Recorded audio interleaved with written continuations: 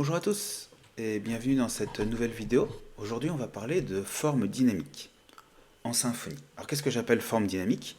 Ici j'ai créé un formulaire de registration tout simple. Enfin tout simple pas vraiment, parce que je veux que le formulaire affiche plus ou moins de champs en fonction d'autres formes de mes champs. C'est-à-dire qu'ici si je clique sur particulier, je vais pouvoir mettre le prénom et le nom. Mais si je crée un compte en tant qu'une entreprise, je veux pas prénom-nom, mais je veux raison sociale et SIRET. Autre chose, dans mon formulaire, admettons que c'est un formulaire d'inscription pour un site qui propose un plan gratuit et un plan premium.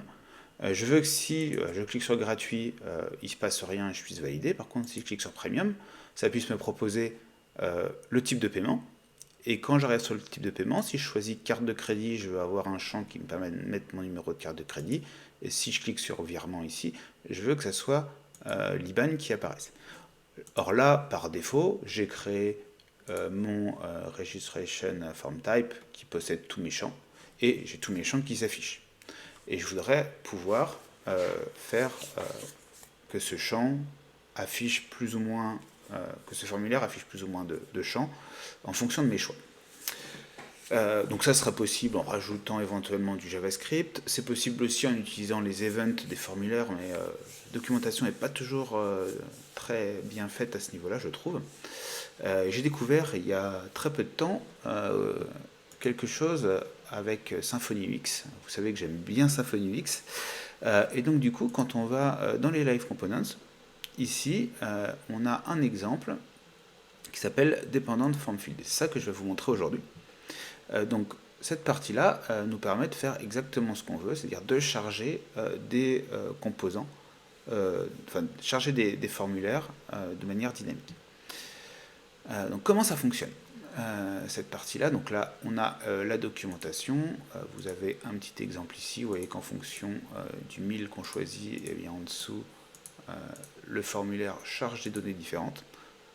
Qu'on peut afficher, supprimer des infos, ou on peut faire en sorte que les select, par exemple, affichent plus ou moins d'informations. C'est assez fort à ce niveau-là. Et si on choisit pizza, on voit qu'il y a un sous-menu qui va apparaître. Donc on peut aller assez loin. Je vais passer un peu plus au concret. Pour que ça fonctionne, il faut tout d'abord installer les bases de Symfony UX. Donc on va faire un petit composer require de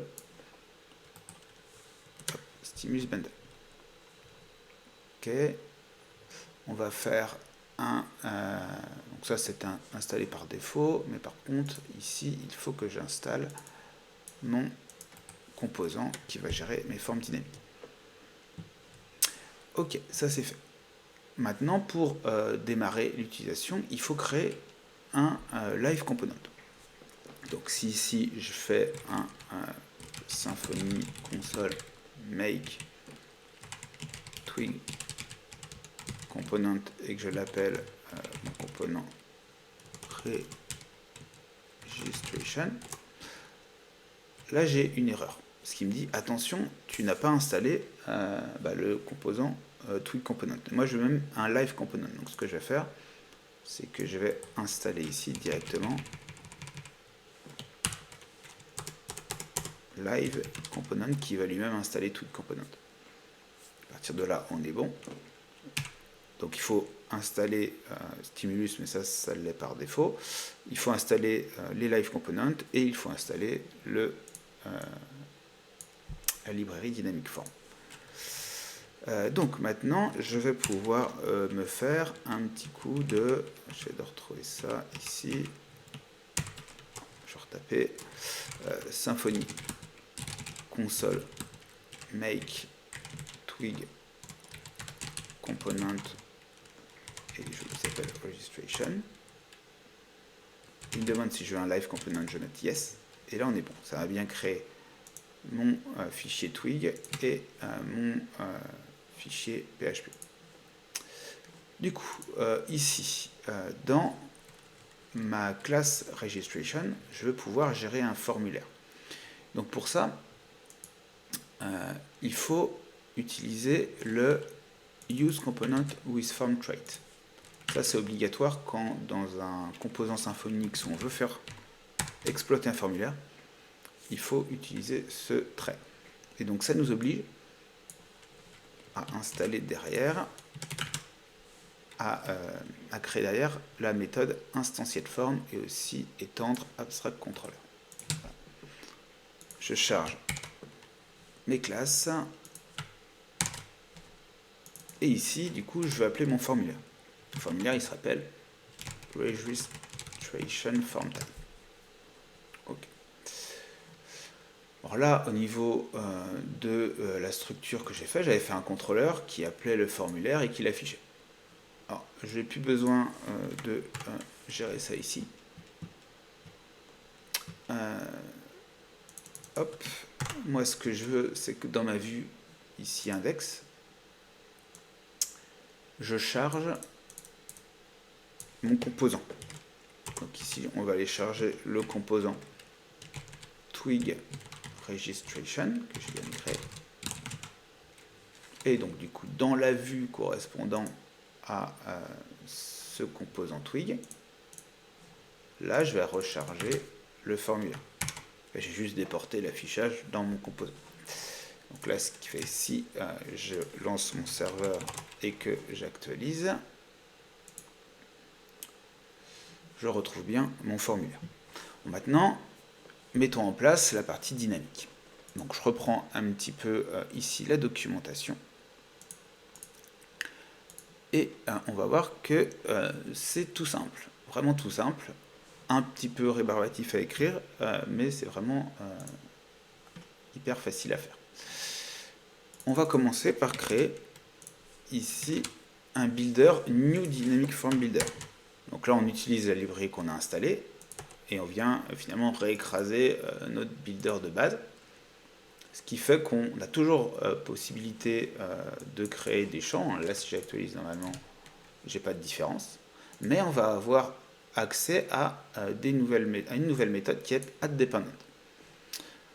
Quand on veut créer un champ qui est dépendant d'un autre, là, on va pouvoir du coup créer addDependent. Et moi, là, mon firstName, je veux qu'il soit dépendant de mon type. Je veux que quand je choisis le type particulier, j'affiche firstName, mais sinon, je ne l'affiche pas. Donc là, je vais être addDependent. Je vais mettre que je veux un champ firstName et qu'il est dépendant du champ qui s'appelle type. Vous voyez ?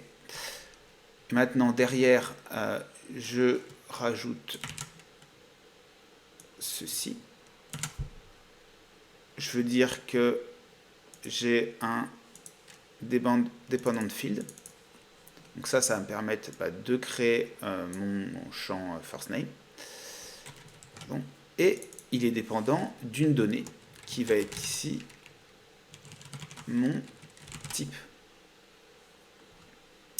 On peut passer directement à un objet. Moi ici, je n'ai pas relié mon formulaire à un objet, c'est pour ça que je passe juste ça en string, mais ça revient en même. Une fois qu'on a fait ça, ici, j'ouvre mes accolades. Donc je suis dans mon addDependent, j'ai ici une fonction, j'ouvre mes accolades, hop, je les referme ici. Et à l'intérieur, on va tout effacer, ça sera plus simple. À l'intérieur, là, je viens remettre mon code de mon champ firstName, mais j'ai plus besoin de réindiquer comme un add classique le nom firstName, puisque j'ai déjà écrit au-dessus, donc j'attaque directement par le type de champ. Et je mets mes infos en dessous, mes options classiquement, et donc là, je veux dire par exemple que je vais avoir un label qui sera prénom.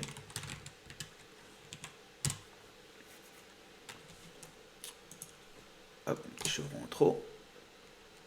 Donc là, je crée bien ça, je referme une parenthèse. Ici, j'ai mis quoi? Je me suis trompé. On est sur de l'accolade parenthèse, et voilà. Ici, je charge ma classe. Donc, on voit bien qu'on a ici un nouveau type addDependent. On dit qu'on a toujours un champ qui s'appelle firstName, mais qui va dépendre de type. Et on recrée ici, on a accès à une variable field qui nous permet de rajouter, comme on le faisait ici, des champs, sauf qu'on n'a pas à réindiquer le nom du champ puisqu'on l'a déjà indiqué au-dessus. Et qu'est-ce qu'on en fait de ce type? Ça, c'est ma condition. Donc là, il va récupérer finalement l'information qui se trouve dans type et on va lui donner l'information de quand est-ce qu'il doit ou non afficher mon champ qui est dépendant. Là, si je réactualise ici, tac, tac, tac, il me dit que mon deuxième, il est mis là.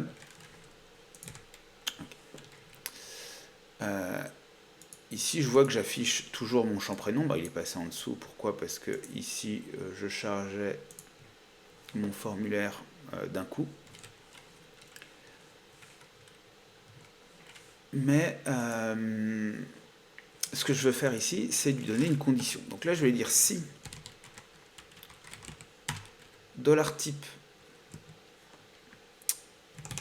est égal à, prendre l'exemple qui est mis ici. Donc si celui-ci est égal à individual, n'est pas égal à individual plutôt. Si j'ai pas choisi particulier, c'est-à-dire que j'ai choisi entreprise, je fais un return, donc je sors. Donc je n'afficherai pas mon champ, sinon je l'affiche. Pour inverser ma condition, ça marcherait pareil. Donc ici on voit qu'il n'apparaît pas, et quand je clique sur particulier, maintenant il apparaît. Donc il apparaît en bas parce que, encore une fois, j'ai chargé mon formulaire de manière un peu basique. Ce qu'on va faire ici, c'est qu'on va détailler un petit peu ça. Je vais faire informrow.firstname.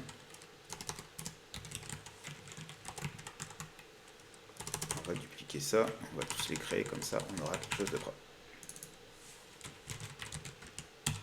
Last name, on va avoir company name, Siret,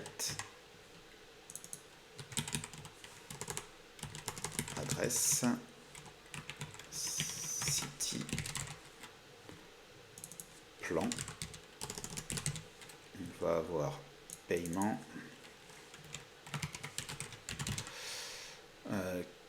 card number. Là, je vois des formulaires quand il y a beaucoup de champs. IBAN, on doit être pas mal. Et il me dit que du coup, first name n'existe pas. Effectivement, quand j'ai pas coché particulier, du coup, le champ n'est pas créé. On voit bien ici, si je coche pas individuel, il ne crée pas mon champ puisqu'il fait un return direct. Et donc là, il n'arrive pas à l'afficher. Donc ce qu'il faut faire, c'est ce qui est aussi expliqué ici. Dans la partie vue, on va rajouter une petite condition autour de mon champ. Si form.firstname is defined, alors je l'affiche, tout simplement. Je reviens dessus. Et là, card number, il ne devait pas s'appeler card number. Alors, credit card, voilà. Excusez-moi. Et là, on a les choses qui vont bien. J'ai pas affiché type non plus. Hop, type que je mets tout en haut. Donc après, on pourra rajouter des fils 7, on pourra faire un truc un peu plus propre. Ok, on revient. Donc là, si je suis sur partie, alors si je suis sur entreprise, j'ai rien. Si je suis sur particulier, j'ai bien prévu. Et ça fonctionne impeccable. Et on n'a plus qu'à continuer sur la même voie. Donc ici, je vais mettre la même chose pour last name.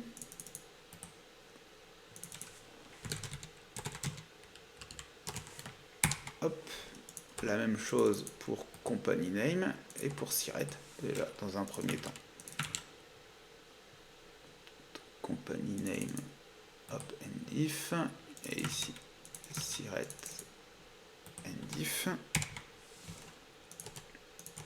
Et au niveau de mon formulaire ici, on va rajouter no add dependent. Donc, je vais remplacer tout ça, on va mettre à la place. Hop, j'en crée 3 autres. Celui-ci, il va s'appeler last name. Et ici, ça sera nom. Celui-ci, il va s'appeler compagnie name. Et c'est si on est en mode compagnie. Compagnie. Et dans ces cas-là, on va écrire raison sociale. Et on va créer également sirette. Sirette. Également quand on est dans le cas d'une compagnie. Et je supprime cela. Donc là, on voit que quand je suis sur entreprise, quand j'arrive sur mon formulaire, donc là j'ai rien choisi. Quand je choisis particulier, j'ai bien prénom, nom. Et quand je choisis entreprise, j'ai bien raison sociale et sirette. On a la chose dynamique. Adresse et ville vont s'afficher dans tous les cas. Je les veux à chaque fois. Comme plan, je le veux à chaque fois. Donc dans ces cas-là, ceux-là, je ne les mets pas dans un dépendant de fil. Je les laisse tel quel. Par contre, maintenant, je veux que quand je choisis gratuit, bah, j'ai rien de tout ça qui s'affiche. Quand je choisis premium, j'ai ça. Donc on continue. Dans la partie plan, on est bon. On va rajouter un dependent field ici pour afficher le paiement. Alors, on va l'appeler du coup paiement. Si le paiement, donc là, ici, on va appeler ça paiement. Si le paiement est différent de free, différent de premium, pardon, on return, donc quand on est free, sinon on affiche notre champ qui va s'appeler paiement. Hop, je vais lui mettre tout ça finalement, ce sera plus simple. Tac, j'avais pas mis de label, mais on met un choice et un expanded pour pouvoir choisir les choses. Et je supprime celui-là. Si je reviens ici, là j'ai mon bug parce que j'ai pas mis mon isDefine autour du paiement. Donc là, paiement et un ndif. Et donc là on voit, si je reviens ici, je choisis bien particulier entreprise. Et ici, si je choisis plan gratuit, il ne se passe rien. Si je choisis plan premium, il ne se passe rien non plus. Parce que j'ai dû me tromper quelque part. Parce que ici, je l'ai appelé paiement alors qu'il s'appelle plan. Voilà. Et ici aussi. Donc là, si je choisis gratuit, il ne se passe rien. Si je choisis premium, il ne se passe toujours rien. J'ai encore fait une erreur quelque part. Tac. Tac. Donc là, on est bon. Et ici, au niveau du plan, et bah, parce qu'ici, je l'ai mis dépendant. Voilà.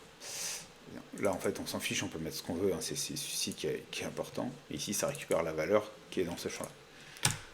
On avance. Du coup, gratuit, premium. Là, on voit que ça a fonctionné. Et j'ai une autre erreur. Parce que quoi? On va voir. Plan, premium. Ok. Alors, qu'est-ce que j'ai fait d'autre comme erreur? Il s'appelle bien plan. C'est un type choices.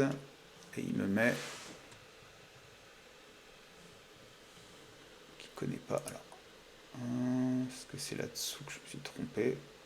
Là, j'ai mis un text type, alors que c'était un choice type, à force de faire des copier-coller. Ah, voilà, ça fonctionne. Donc là, si je choisis gratuit, on est bon. Si je choisis premium, on est dans le cas, on est dépendant de plan. Si plan, lui, donc la valeur de plan, on la récupère là. Si elle vaut premium, on ne fait pas le return et on affiche bien un formulaire de type choice qui affiche lui-même carte de crédit et virement. On va juste s'occuper maintenant de crédit card et IBAN, et ceux-là, eux, sont eux-mêmes dépendants. On peut faire des champs dépendants d'autres champs, c'est ça qui est intéressant aussi. Donc là, crédit card, si vous avez suivi là, ici, il est dépendant, lui, de paiement. Donc ici, je vais appeler ma variable paiement pour que ça soit plus simple. Et donc, du coup, je veux ici créer un field qui va être de type text type. Donc add, et ici, je vais reprendre ce que j'ai là. Pareil. Donc, qu'est-ce qu'on va mettre comme choix? Si le paiement n'est pas de type credit card, je sors. Sinon, j'affiche. Ici, je copie-colle. Et je change juste par IBAN. Ici, IBAN. Et là, c'est si ce n'est pas de type, comment j'ai mis, IBAN, tout simplement. Voilà. On revient là. J'ai une petite erreur d'accolade quelque part. Il me manque peut-être mon petit point virgule à la fin. Là, j'ai mes erreurs de champ qui ne sont pas définies. C'est normal. Donc je reviens dans ma vue. Et ici, on va mettre si credit card is defined et si IBAN is defined.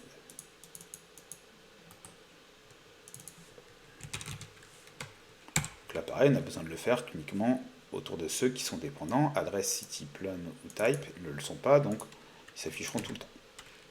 Et on arrive sur notre formulaire ici. Donc là, je choisis, je suis une entreprise, je peux rentrer mes infos. Je veux un plan gratuit, bah, je peux valider. Je veux un plan premium, il me demande carte de crédit au virement. Bah, je vais prendre carte de crédit. Ah non, finalement, je veux virement. Et j'ai bien mes infos qui se mettent à jour. Et tout fonctionne très bien. Voilà, je n'ai pas relié ça à une base de données, mais après, on peut récupérer les informations de notre formulaire tout simplement dans soit dans un contrôleur, soit dans notre composant avec une méthode safe. Je vous laisse aller voir comment fonctionnent les formulaires avec un composant Symfony X, mais ce ne sera pas très compliqué. Et après, soit vous enregistrez tout dans une table, soit vous répartissez dans différentes tables en fonction des besoins. Mais voilà, vous avez un peu l'approche de comment peut fonctionner des champs dynamiques, sachant qu'on peut aller assez loin. Là, je vous ai juste fait un mode je display ou je display pas un champ, mais on pourrait très bien jouer sur, du coup, dans un choices, jouer sur les choix et afficher des choix différents en fonction de ce qu'on a coché dans un autre champ du formulaire. C'est ça aussi qui est intéressant. Voilà, si vous avez des questions sur cette partie, n'hésitez pas en commentaire et je vous dis à bientôt pour une prochaine vidéo. Merci.